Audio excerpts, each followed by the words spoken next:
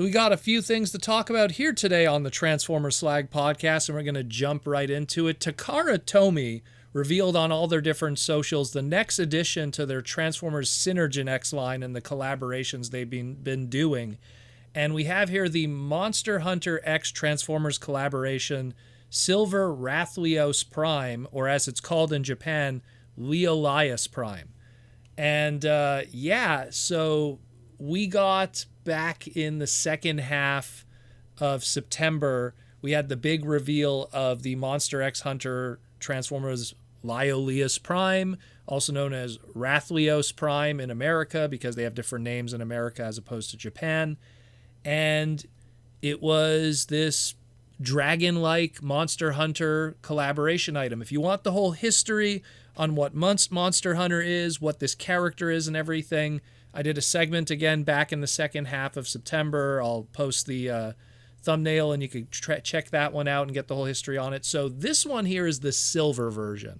So what does that mean exactly? It looks like it's a straight up repaint of the Rathlios or the Leolias Prime that we already got, just a silver version, primarily because in the video game, the rarer versions of the Rathlios are silver and gold versions. So here's a silver version of it.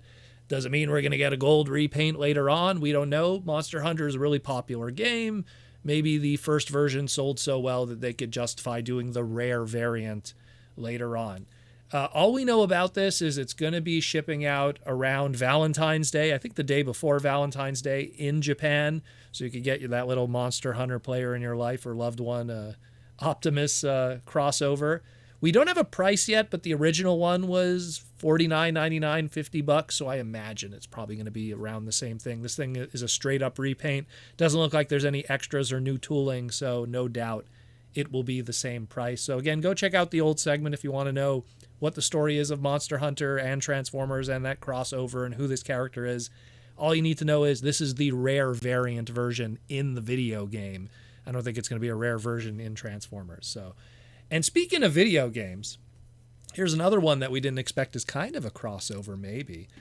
We talked about the Authentics Transformers Bravo class Elita-1 not too long ago last week, and we got a little bit of trivia in the old Transformers Slag podcast email from the designer Emiliano, and it seems that the Elita-1's alt mode was actually used recently in the Transformers console game of Transformers Galactic Trials, and even some of the other designs, of course, are in that game are based off of that Authentics, house style, if you will. Not all of them, but most of them. So if you really dig your Yusha Brave alt mode on that Elita that we talked about, well, you could play as that specific one on Galactic Trials right now on the video game, as well as all these Shattered Glass alt color schemes and everything like that. So go check that out. Nice little piece of news and update there. But the big news this weekend is Megacon in Orlando. And Hasbro already has finished setting up their booth for most of the first day for the event tomorrow.